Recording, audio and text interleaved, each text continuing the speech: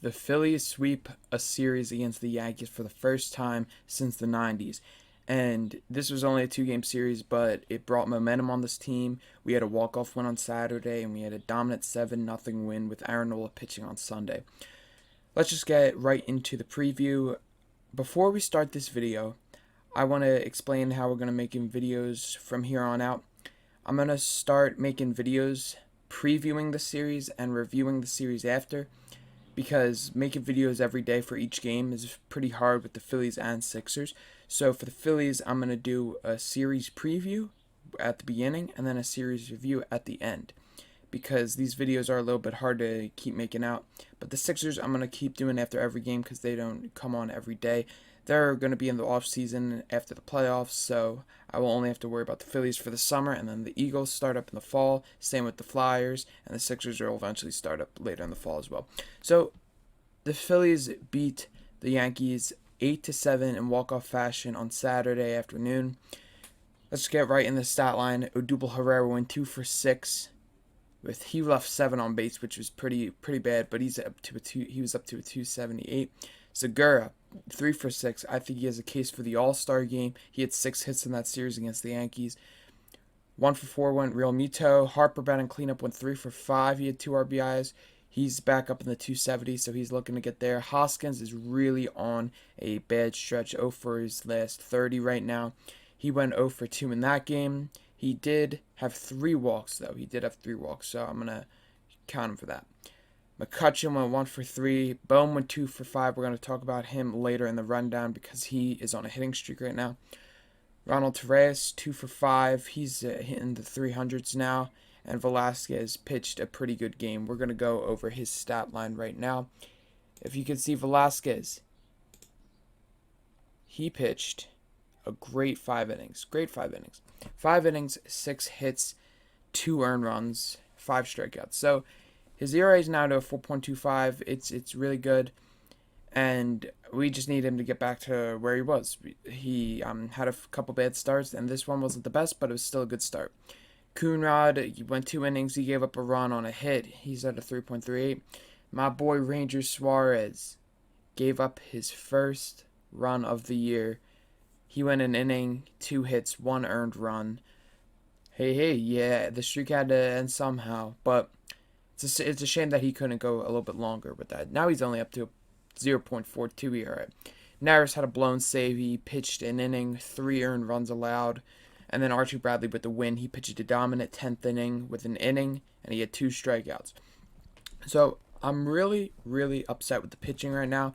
The only one I think who pitched dominant in this game was Archie Bradley, because he shut them down in the 10th inning when we needed a shutdown inning, and then the boys got him in the bottom of the 10th, and we won the game 8-7 after blowing a 7-4 lead in the 9th inning. And we had a 7-2 lead in this game, but we blew it, and that was a much needed win. You had to get the walk-off right there. That was our 3rd straight walk-off in a row, and that's how it came to be. And I want to talk a little bit more about Vince Velasquez because he pitched so good in that game.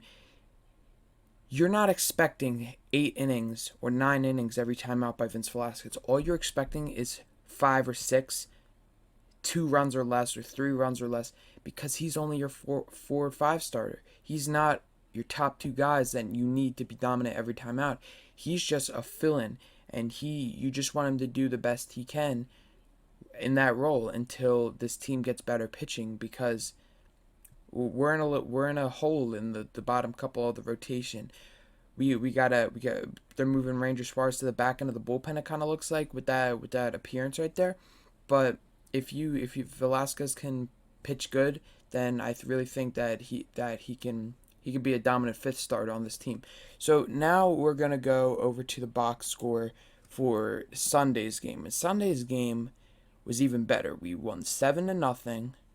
And once you win 7-0, it's even better than winning 8-7.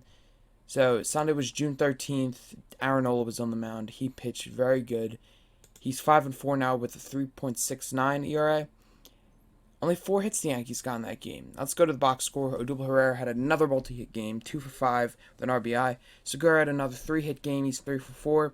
JT Realmuto went 2 for 4 in the game. He's doing dominant. Harper 1 for 4 in the game, good game. Hoskins 0 for 4. He's really struggling. Joe Girardi might have to give him an off day. McCutcheon went 2 for 3. Bohm went 1 for 4. He got another hit that game. And Torres went 0 for 4. Now I want to go to the pitching stat line. Nola is now 5 and 4. He went 7 and 2/3, 3 hits given up, no earned runs with a walk. He's down to 3.69.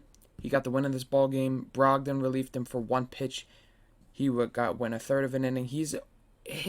Brogdon's stats are inflated from a couple bad appearances. He's 5.01 now, but he's been pitching good all year. I really have nothing to complain about Brogdon right now.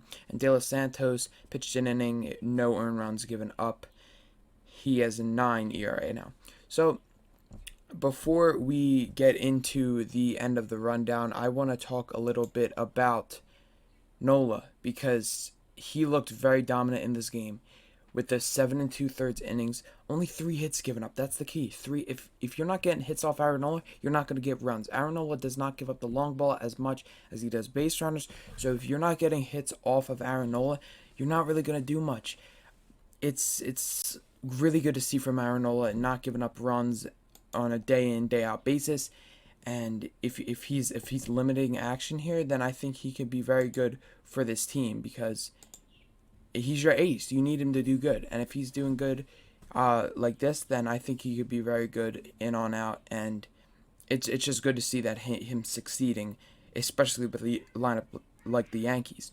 Now Alec Bohm went 1 for 4. He's to a 224 average now with a 5.75 OPS.